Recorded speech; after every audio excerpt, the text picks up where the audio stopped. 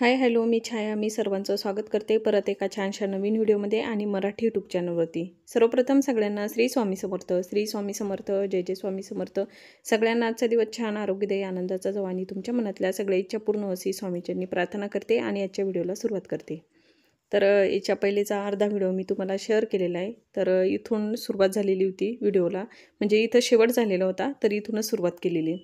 तर इथे ना सकाळी सकाळी आम्ही पहिले शिहोरला जाण्यासाठी निघालेलो होतो। पहिलं उज्जैनला जायचं होतं, पण उज्जैनचं कॅन्सल होऊन मग परत आम्ही शिहोरला पुढं जाण्याचं ठरवलं। तर इथं मग आम्ही पोहोचलेलो होतो। तर इथं आम्हाला पोहोचायला जवळपास 10-12 तास लागलेले होते, म्हणजे आम्ही रात्रभर प्रवास केलेला आहे। तर इथं आम्ही सकाळी सकाळी इथं पोहोचलेलो होतो। तर इथं मेन एंट्रन्स म्हणजे इथून आत जावं लागते शिहोरला, पण जिथं कंकर आणि शंकरची पूजा केली जाते। जे लोक प्रदीप मिश्रा यांना मानतात, त्यांना फॉलो करतात, तर त्यांना कंकर शंकर माहिती असेल। तर इथंच ते कंकर शंकर म्हणजे उत्पन्न झालेले। तर इथं तुम्हाला दिसत असेल सगळेजण इथं काहीतरी वेचताना तुम्हाला दिसत आहेत। तर इथं मग तेच केलं जातं। इथं 5 म्हणजे असे दगड असतात ना, तर त्याला कंकर शंकर म्हणतात। तर ते वेचल्या जातात, त्याचं तिथं पूजन केलं जातं, म्हणजे अभिषेक केला जातो आणि ते आपल्या घरी घेऊन यावं लागतात। तर त्याच्यामधले 4 तिथंच ठेवायचे आणि एक आपल्या घरी घेऊन यायचं। इथं तुम्हाला दिसत असेल तर ह्या मावशीनं तर कंकर शंकरचीच पूजा करतायत। तर त्यांनी इथं पाण्यानं म्हणजे जलनं अभिषेक करून घेतलेला आहे। तर इथं म्हणजे त्यांची पूजा करायची। इथं समोर तुम्हाला एक भला मोठा असा दगड दिसणार, म्हणजे एक शिळा दिसणार। तर त्यांना महादेवाचं रूप म्हणजे दिलेलं आहे, म्हणजे महादेवाचं नाव असं त्या शिळेला दिलेलं आहे। तर इथं मग येण्याचा उद्देश हाच असतो, इथं कंकर शंकर म्हणजे पूजा करायची आणि ते कंकर शंकर आपल्या घरी घेऊन यायचे आणि त्यांना देवाऱ्यात स्थापित करायचे आणि त्याची पूजा करायची। तसं तुम्हाला मग मी पुढं घरी गेल्याच्यानंतर ते दाखवणार मी कंकर शंकर घरी आणलेले आहे की नाही। तर इथं मग मावशीने छान अशी कंकर शंकरची पूजा करून घेतलेली आहे। तिथं सगळं उपलब्ध आहे, तुम्हाला बेलपत्र भेटणार, तिथं तुम्हाला धोत्र्याचं म्हणजे फळ भेटणार, सगळे तिथं म्हणजे तुम्हाला अवेलेबल आहे।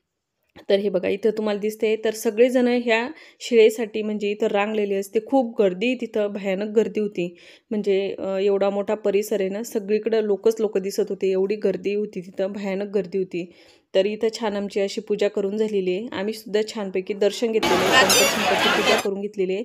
आणि त्याच्यानंतर मग तिथं एवढी छोटीशी अशी ना महादेवाची मूर्ती होती, पिंड नव्हती, मूर्ती होती। तर तिथं इतकं सुंदर वाटत होतं।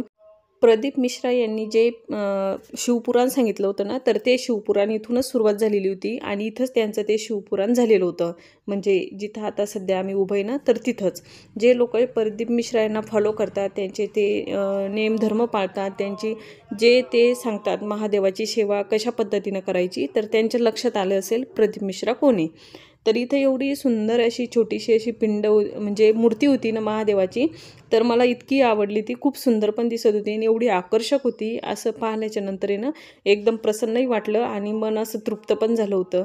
तर एवढं सुंदर असं म्हणजे एवढी गर्दीसुद्धा असून ना इथं म्हणजे व्यवस्थित नियोजन होतं, व्यवस्थित, आणि एवढी सुंदर इथं म्हणजे आजूबाजूचा परिसरही खूप छान होता। तर चला याच्यानंतर आहे ना मग उज्जैनला जायचं आहे। तर इथं मग छान आम्ही म्हणजे चांगलं जवळपास आम्ही इथं 4-5 तास आहे ना वेळ घातलेला आहे। इथं सुद्धा प्रसादसुद्धा घेतलेला आहे, म्हणजे आम्हाला घ्यायचा नव्हता, पण सगळ्यांचं म्हणणं होतं की आपण एवढ्या दुरून आलेलो आहे तर इथं आपण प्रसाद घेऊ। तर तिथं छानपैकी अशी खिचडा बनवलेला होता आणि डाळ तडका होता आणि चुडा होता आणि रोटी होती। त्याच्यानंतर बऱ्याच जणांना इथं माहीत असेल की रुद्राक्ष म्हणजे इथं आल्यानंतर आपल्याला एक रुद्राक्ष घरी न्यावाच लागतो। तो रुद्राक्ष इथं फ्रीमध्ये दिला जातो। तर इथं आम्ही एक रुद्राक्षसुद्धा घेतलेला आहे। तर पुढं मी तुम्हाला नंतर घरी गेल्याच्यानंतर ते दाखवणार की मी रुद्राक्ष कसा आणलेला आहे। तर इथं तो रुद्राक्ष म्हणजे घेऊन जायचा, त्याचं पाणी प्यायचं, काही आपल्याला रोग बिमारी काही असली तर मग ते पाणी पिलं जातं, म्हणजे त्यांना ते काहीतरी 50-95% त्यांना ती बिमारी बरी होते। तर इथं खूप सारी अशी लाईन लागलेली होती त्या रुद्राक्षासाठी। आमचं इथं छान पूजन झालं, म्हणजे प्रसाद घेऊन झाला आणि त्याच्यानंतर मग आम्ही पुढच्या प्रवासाला लागलेलो होतो। तर इथून मग आम्हाला आता उज्जैनला जायचं होतं। तर इथं आम्हाला बरोबर आता 4:30-5 वाजलेले होते। इथून पण उज्जैनला जाण्यासाठी जवळपास 2.5-3 तासाचा रस्ता होता आणि थोडासा हलका पाऊससुद्धा सुरू झालेला होता। वातावरण तर एवढं छान होतं। तर इथं आम्ही उज्जैनला पोहोचलेलो होतो जवळपास 6:30 वाजता। तर इथं पोहोचल्याच्या नंतर आहे ना, तर मग आम्ही जिथं रूम केलेली होती तर ते दादांचं म्हणणं होतं की तुम्ही संध्याकाळीच इथं महाकालचं दर्शन घेऊन घ्या, कारण एवढी गर्दी असते आणि तुम्हाला जर भस्म आरती घ्यायची असली तर त्याच्यासाठी तुम्हाला आदल्या दिवशीच तिकीट फाडावं लागतं. तर मग आमचं तिकीट नसल्यामुळं आम्ही मग रात्रीची 10 वाजेचीच आरतीला हजर राहण्याचं ठरवलं. तर मग रूमवर आलो, फ्रेश झालो, म्हणजे सगळ्यांनी छान आंघोळी केल्या. सगळ्यांनी जवळपास व्हाईट साड्या आणलेल्या होत्या, तर सगळ्यांनी व्हाईट साड्याच घातलेल्या होत्या. तर इथून मग उज्जैनमध्ये म्हणजे इथून पुढं आता उज्जैनचा प्रवास सुरू झालेला होता. तर इथं मग आम्ही तयारी करून दर्शनासाठी चाललेलो होतो. तर जेवढं माझ्याकडून झालं ना तेवढं मी शेअर केलेलं आहे तुम्हाला. कारण थोडंसं आपण बाहेर आलेलो असतो ना मैत्रिणींसोबत, तर मग आपण तो वेळ आहे ना त्यांच्यासोबतच मला घालवायला जास्त आवडतो. कारण हे जर आपण असं शूट करत बसलं ना तर मग आपला वेळ त्यातच जातो आणि मेन एन्जॉय करायचा आपला राहून जातो. तर मग मी जेवढं माझ्याकडून पॉसिबल झालेलं आहे ना तेवढंच मी शूट घेतलेलं आहे. आणि माझ्यासोबत देवांश असल्यामुळं मला थोडंसं लक्ष त्याच्यावर पण द्यावं लागत होतं, कारण एवढी भयानक गर्दी होती आणि इथं खूप गर्दी होती. तुम्हाला पुढं तसं व्हिडिओमध्ये दिसणारच, म्हणजे प्रचंड गर्दी होती. मी एवढे देवस्थान फिरलेले, एवढं म्हणजे बाहेर इकडं तिकडं फिरलेले, पण एवढी गर्दी कुठंच पाहिलेली नाही. आणि एवढा मोठा परिसर आहे, तर एवढं काय काय शूट करा ते पण समजत नव्हतं. तर इथं माझ्याकडून जेवढं झालेलं आहे ना तेवढं मग मी शूट केलेलं आहे. दुसऱ्या वेळेस जर गेले ना मी, तर मी नक्की तुम्हाला म्हणजे डिटेल व्यवस्थित व्हिडिओ शूट करून म्हणजे पोस्ट करणार. तर म्हणजे एकदा परत जाण्याची माझी इथं इच्छा आहे. तुम्ही नक्की जर कुणी इथं गेलेलं नसेल ना तर तुम्ही नक्की इथं जा. एवढं म्हणजे स्वर्गात आल्यासारखंच वाटतं. उज्जैनला जर आपण आलो ना तर असं वाटतं आपण स्वर्गातच आलेलो आहे. जायचं असलं तर मग संध्याकाळची म्हणजे तिथं लाईट शो असतो संध्याकाळी. हे तुम्हाला इथून दिसत आहेत ना सगळे, हे लाईट शो सुरू झालेले. तर हे लाईट शोज जवळपास 7 वाजेपासून तर 10 वाजेपर्यंत, म्हणजे आरती झाल्याच्या नंतर लगेच 10 मिनिटात हे लाईट बंद होतात आणि सगळे दरवाजे बंद करून सगळे लोक, म्हणजे जे जिथले भाविक आहे, म्हणजे आतले जे भक्त आहे ना, तर ते सगळे बाहेर काढले जातात 10 मिनिटातच आणि दरवाजा बंद केला जातो. तर इथं म्हणजे आल्याच्या नंतर तुम्ही संध्याकाळी मुक्कामासाठी या, एवढं छान वाटतं, एवढं प्रसन्न वाटतं, सगळं विसरून जातं माणूस. बऱ्याच जणांना कशाचे दुःख असतात, कोणाला कशाचं कोणाला घरचं टेन्शन असतं, कोणाला मुलाबाळांचं असतं, प्रत्येकाच्या आयुष्यात काही ना काही चालू असतं. तर इथं आल्याच्या नंतर आहे ना आपण सगळं विसरून जातो. तर मग मी तेच केलं. मैत्रिणीसोबत आलेली होती ना, तर मस्त त्यांच्यासोबत एन्जॉय केला आणि त्यांच्यासोबत छान असा वेळही घालवला. तर मग जेवढं शूट झालं तेवढंच केलेलं आहे. तुम्ही पाहिलं असेल व्हिडिओमध्ये की खूप सुंदर असं म्हणजे तिथं बनवलेलं आहे. पूर्ण महाभारतातलं जे घडलेलं आहे ना, तर ते शीन त्यांनी पूर्ण शीन तिथं त्यांनी ते प्रस्थापित केलेलं आहे आणि खूप सुंदर आहे. तुम्ही नक्की, जे कोणी आलेलं नसेल ना उज्जैनला, तर तुम्ही नक्की एकदा उज्जैनला येऊन जा. इतकं छान आणि प्रसन्न वाटतं. खरंच स्वर्गात आल्यासारखंच म्हणजे माणसाला फील होते. तर इथं आम्ही बराच वेळ घालवलेला आहे. म्हणजे इथं आम्ही जवळपास 7:30 वाजेपासून आलेलो होतो ना, तर 10:30 वाजेपर्यंत आम्ही इथंच होतो.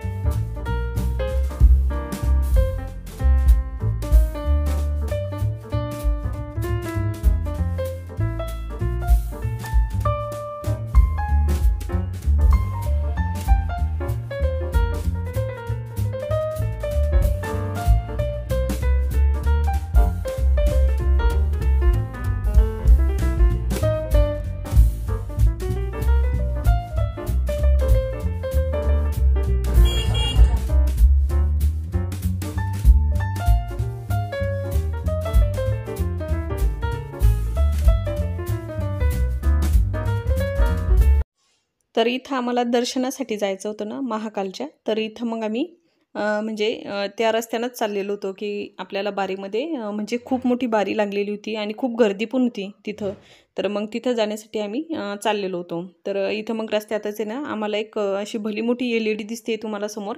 तर तिथे ना जे आतमध्ये पूजा चालू होती महाकालची, तर तिथे ते LED वरती दाखवत होते. तर मग मी थोडंसं ते शूट केलेलं आहे. तर हे बघा, इथं आतली जी पूजा आहे ना रात्रीची, तर त्यांची ती पूजापाठ चालू होता. तर इथं तुम्हाला छान असं दर्शनसुद्धा झालेलं आहे. आतलं तर काहीच म्हणजे शूट नाही करता आलं, कारण आतमध्ये मोबाईलच त्यांनी स्विच ऑफच करायचा सांगितलेला होता. तर त्याच्यामुळे मी काही म्हणजे शूट पण नाही केलेलं. कारण जिथं तिथं कॅमेरे लागलेले होते आणि जिथं तिथं गाईड्स पण उभे होते. थोडंसंच मी हे बारीमधलं शूट केलेलं आहे. तर खूप गर्दी होती बारीमध्ये, म्हणजे सगळे पळतच होते आणि जास्त काही अंतर नव्हतं. जवळपास म्हणजे 15-20 मिनटात 20-25 मिनटात आमचं दर्शन झालेलं होतं. तर वेगवेगळ्या म्हणजे लाईन होत्या, लेडीज वेगळ्या आणि जेंट्स वेगळ्या, असे वेगवेगळ्या लाईन्स उभ्या केलेल्या होत्या. दर्शन झालं आणि दर्शन झाल्याच्या नंतर मग आम्ही परत बाहेर आलो. तर जे राहिलेलं होतं ना पाण्याचं, तर ते आम्ही परत पाहून घेतलेलं, कारण वेळ होता ना भरपूर. जवळपास म्हणजे आता 9:30 वाजलेले होते. तर मग इथं वेळ होता, तर मग इथं परत आले. तर इथं चालता चालता परत थोडंसं मी शूट घेतलेलं आहे. जेवढं माझ्याच्यानं झालं तेवढंच मी शूट घेतलेलं आहे. तर इथं तुम्ही नक्की एकदा येऊन जा. इतकं छान वाटतं, एकदम प्रसन्न वाटतं.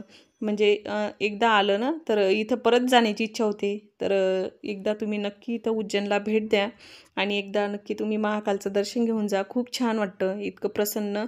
आणि दर्शनही व्यवस्थित घेऊ देतात आणि 2 ठिकाणी आपल्याला महाकालचं दर्शन देतात. एक थोडंसं अलीकडं पण देतात आणि ज्यांना कुणाला अलीकडं घेता नाही आलं तर ते पुढं जाऊन पण घेतात. म्हणजे 2 ठिकाणी आपल्याला असं महाकालचं दर्शन घडतं आणि व्यवस्थित आरामात आरामशीर असं दर्शन करूही देतात. तर तुम्ही नक्की एकदा इथं येऊन जा, भेट द्या. खूप छान आणि खूप प्रसन्न वाटतं. फॅमिलीसोबत आले तर खूपच चांगलं, कारण इथं म्हणजे बराच वेळ घालवलाही जातो आणि खूप सारे असा लाईट शो केलेला असल्यामुळं स्वर्गात आल्यासारखं वाटतं पण. तर चला, तुम्हाला कसा वाटला ना व्हिडिओ हे मला नक्की सांगा. याचा पार्ट 2 आहे ना, तर मी तुम्हाला दुसऱ्या याच्यामध्ये पोस्ट करणार, दुसऱ्या व्हिडिओमध्ये. कारण याच्यातच सगळं जर ॲड केलं तर खूप मोठाही होऊन जाईल आणि तुम्ही पाहण्यासाठी बोर होणार. तर चला, आजचा व्हिडिओ ना मी इथंच थांबवते. आय होप तुम्हाला माझा आजचा व्हिडिओ आवडला असेल. व्हिडिओ आवडला असेल ना, व्हिडिओला जरूर लाईक करा. भेटूया पण अशाच एका छानशा नवीन व्हिडिओमध्ये. तोपर्यंत तुम्ही स्वतःची काळजी घ्या. श्री स्वामी समर्थ, जय जय स्वामी समर्थ. श्री स्वामी समर्थ, जय जय स्वामी समर्थ. सगळ्यांना शुभरात्री.